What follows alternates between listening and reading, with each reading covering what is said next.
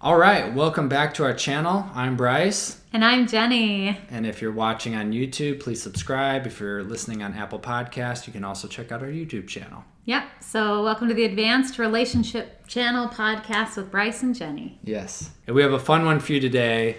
The $1 million question: how do you figure out who started the fight? This is a good question, Bryce. I'm excited to dive in today.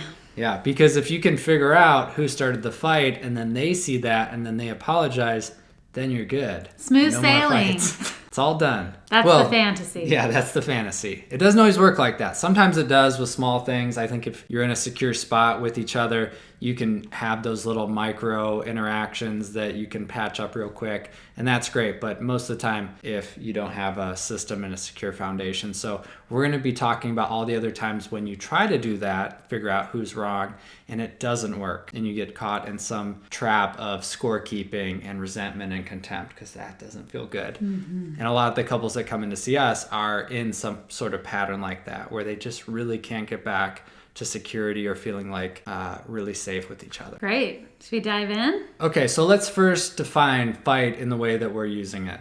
What would you say a fight is? I would almost use the word conflict more. And what we're talking about here is when that energy rises of like what happens when we feel disconnected from ourselves or from our partner. Either there's a misattunement, we have a difference of opinion, we have maybe conflicting needs, or at least they appear conflicting. We're not sure how to integrate them yet. There's a variety of things that can create this experience we call conflict, and that can turn into fights or arguments. So there's different ways we can approach conflict, but that's really, I think, what we're talking about here is how do you navigate the experience of conflict? Yeah, and it's really like low to medium intensity. We're not talking about physical fights. We're not talking about really intense verbal, emotional, abusive situations. This is just more for the average couple in the average disagreement. Yeah, I would say we're really talking about more couples who have enough of a foundation of physical safety and psychological safety that they might start to feel maybe the safety waiver a little bit, but they trust the relationship enough to know that they can navigate conflict. There's a way to do it in a healthy way, even if you're not sure what that is yet. That's what we're here to talk about today. Yeah, no matter where you're at, I think this will be helpful. Mm-hmm. So the first thing to understand, I want you to try in this framework, is that oftentimes it really doesn't matter who's right or who started the fight. What matters is how you both deal with it once it gets started. Yeah, and John Gottman, who's probably the most well-known marriage researcher in the United States, is very clear about that couples who are more likely to stay together and be satisfied in their marriages or their relationships, it's not that they never fight or have conflict, it's how they fight. It's how they navigate the conflict. Mm-hmm. It's actually a really healthy part of a relationship to get into disagreements as you're differentiating from each other, bringing in your needs, bringing in your feelings, and having some energy there. But what helps security is having the ability to work through it, because what it teaches us and trains us to do is to go into situations and to be fully honest with each other, and then have the trust in our relationship that we can hold all that and work through difficult things, because it's just the reality that if you're in a close relationship with someone, you're sharing so much together, there's going to be many, many moments of this coming up, because that's just life. And it is an interesting paradox that the closer we get to someone, whether it's ourselves or another person, the more differentiated we actually need to be as well. They're not opposites, they're two sides of the same thing. So the closer you get, the more differentiation that needs to be there. And so that's what can bring up conflict often, is going through that process. Yeah, and I would even say as you're differentiating, you're also growing your ability to connect, because connection really requires us to be two individuals and trust in our own abilities and have our own backs here to be able to do these things together and really evolve and grow in more advanced ways. Exactly. One flag that we want to plant here, because Jenny and I try our best to be as ethical as possible and to be as helpful as possible without causing damage, is that there are cases where it does matter who started it. Cases of physical abuse and emotional abuse and gaslighting and threats Those are all situations in which if one person is continually doing that, that really does need to stop, and we need to know who's at fault. Relationships are not always 50-50, and that's part of our job, is sorting that out with people and putting the responsibility on the parties in a way that feels fair and balanced, and that can create more equality in the relationship. Yeah, and that's really important because in order to do intimacy development and the higher levels of relational development, there has to be equality. So if there are power imbalances, or if people are misusing their perceived power over someone, then we really have to balance that out. Or, as relationship coaches, we might even refer people to programs for, addiction treatment, domestic violence treatment, things like that, where it's not about who started it. That's really not what we're asking. But what we are looking at is if there's domestic violence, if there's addictions, if there's emotional or psychological abuse, that has to get taken care of before we can do relational intimacy work. And so there have to be enough boundaries set up for that foundation of safety to exist, to even do what we're going to be talking about today. Yeah, good point. Another idea that we want to introduce you to is, instead of thinking about who started it first, what you want to try to look at is who disconnected first. Sometimes this is the root of where the problems are coming from. Yeah, and I sometimes think about it as a yoga practice. So when we're doing yoga with ourselves, one of the things we look at is when we start to get imbalanced. And there's signs that we're starting to get imbalanced and we sway different directions. And our goal is to come back to center. And it's the same thing when we're in conflict with ourselves or with each other, is when disconnection happens, you'll start to get signs of the swaying. And that can happen when you start to notice any of the fight, flight, freeze, or fawn responses.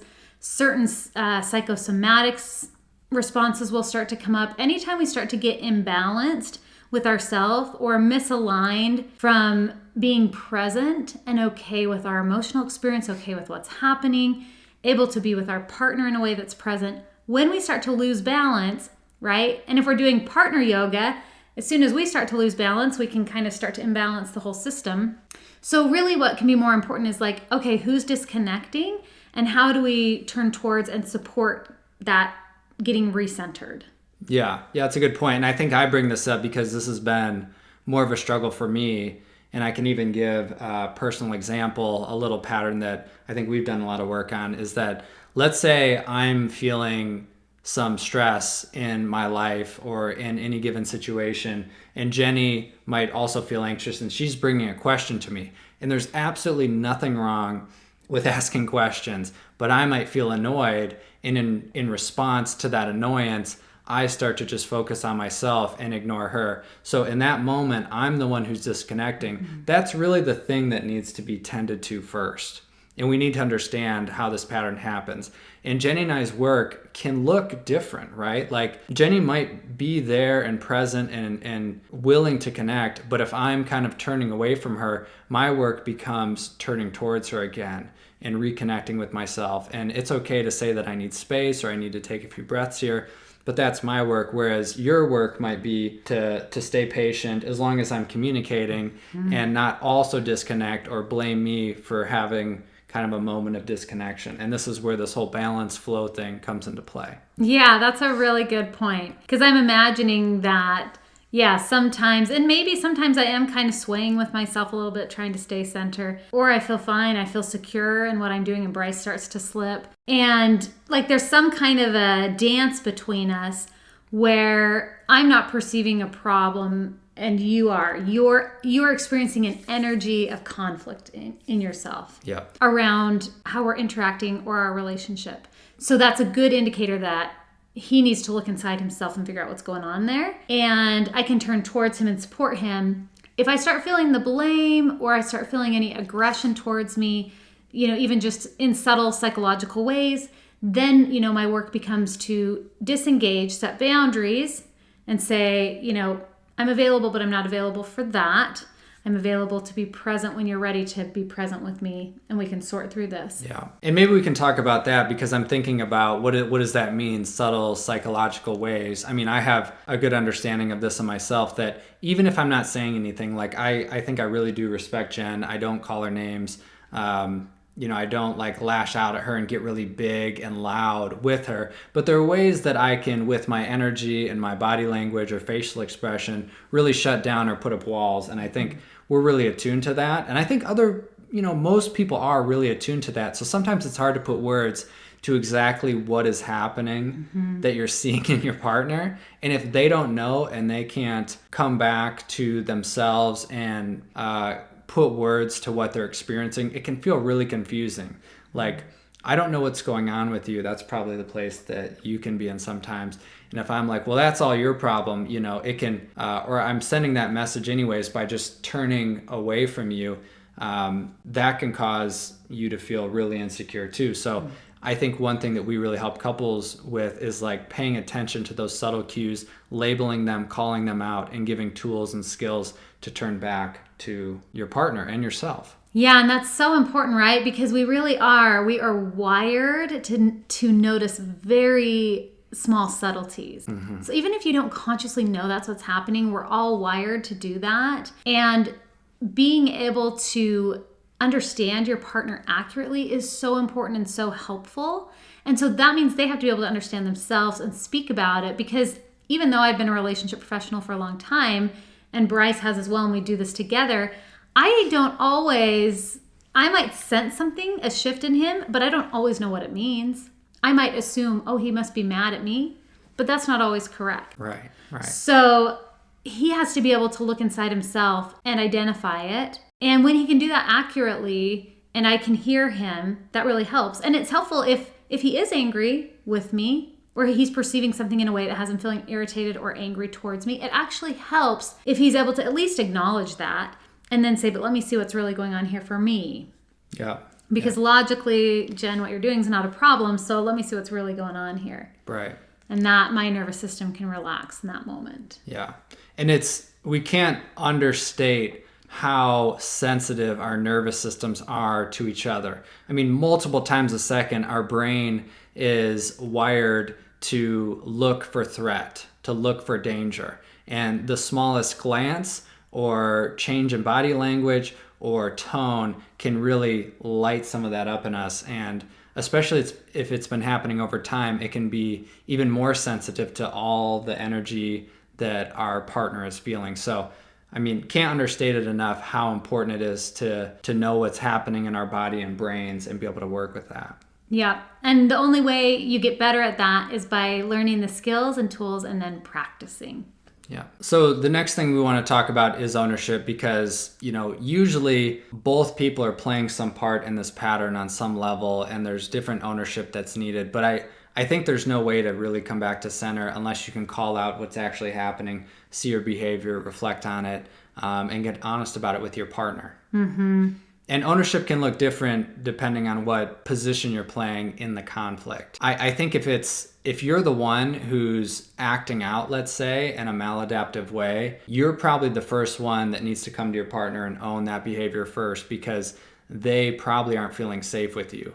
It's pretty normal for couples to go into a one down, one up dynamic with each other. And you'll know if you're in the one up position because your finger will be pointed at them. Okay. When you're in the one down position, your finger is mostly pointed at yourself. And this is something that I think most people, when given some space to like settle into, they'll catch, and when we give them this language, they'll understand what that means. But if you're in a conflict, notice, am I really putting my attention on my partner or the world or whatever they did wrong? Or am I really making myself wrong in this situation? If you're the one that's pointing the finger, odds are that you're the one that needs to take ownership for your behavior and your own grandiosity here and speak that to them. Yeah, generally it's going to be like the opposite that's going to create the balance. So again, a lot like a physical body practice, that when you start to imbalance, what you have to do is you have to swing the other way to get back to balance. So if you're one up with the criticism going out, or however you said that, I just really liked it. It's going to be turning the attention back inward to say, what's going on with me? Instead of like they're doing something bad or wrong. Like, wait a minute, what's going on with me here? Yeah. Turn back towards self. And same thing the other way. If you're in more of a one down and you're feeling bad or small, or in shame, then what you need to do is say, wait a minute, what's going on out here that actually might be an issue? And let me come back up to center and see what the truth is. The goal really ultimately is just to see the truth and come back to center. And so one up, one down is one of the directions, is our critical thoughts going outward or inward if you get imbalanced. And then one forward, one back. Like, are you too far forward or are you too far back is another way to think about it. And when you say forward, it's like you're leaning into their space. What you mean, right? You're leaning out of your center and trying to fix something that belongs to someone else. Or it could be I'm leaning away from my center and I'm not even willing to be with what I need to face. Okay. And this is a whole nother kind of concept, this axis that we work with. But do you want to explain what leaning back or leaning away? Yeah, and I was just thinking about how, when we put the two axes, one up, one down, leaning forward, leaning back, and we put them together, we get 4 quadrants. And these really correspond with the fight, flight, freeze, and fawn responses. So maybe what I'll do is, I'm not going to go into that more today. We'll do a different video on it. Actually, what I'm going to do is I'm going to create a little video on this specific topic in the 4 quadrants. So go to the description below and I'm going to link it. You can click on the description below to get the 4 quadrants of masking, and I'll do a little video that talks specifically about that. But basically what I'll just say here is when you're leaning away from center's the middle, and into one of those 4 responses, you just know that there's some kind of imbalance happening. And that's usually a polarity issue. And then the way to navigate it is to swing the other way to start to create that balance. Yeah, there's a lot there. So I'm glad you're going to provide a link to more info. Yeah. Okay, so that's feeling fairly complete for this video. The answer to how to figure out who's at fault in a fight is most of the time it doesn't matter. There are cases where there's abuse where it really does matter. But the more important thing to pay attention to is, what is this dance that we're doing? Who's disconnecting? Where am I on this axis? Do I need to step more into myself and use my voice? Do I need to humble myself by taking ownership? Do I need to get into more myself because I'm too focused on them? Or do I need to step up more and be more vulnerable about what's happening for me? And of course, practicing ownership. This is a great skill to have. Being able to see your behavior, have awareness around it, and own it to your partner helps them build the trust that you understand what's going on for you, and that this pattern won't continue in the same way forever because you are both working on it. It's both in your awareness. And this is really the golden ticket to resolving conflict, is awareness. We have to grow our capacity to understand what's happening here, and then we can work with whatever's there. But if we don't know, there's really nothing we can do about it. I love all that. Thank you so much for being here to be with us to talk about this. And it feels really exciting to be growing in our own capacity. In myself, it's awesome to be growing in our capacity as a couple, and it's really fun to be sharing all of this with all of you. So as far as announcements, we dive into that? Announcements, yeah. So we have a coach training happening on June 6th, 2024. We have our group that is open. It's open enrollment, rolling admission, so you can join at any time, which that also includes all of our video courses and online material, and then our newsletter. So you can sign up for all of that in the description. Yep, links to all of those things will be in the description. And make sure you subscribe so you never miss a video, and get on the newsletter, because that's also how you're going to get a lot of great relationship info. Yep, we're going to be on here at least a couple times a week. So take care. Bye.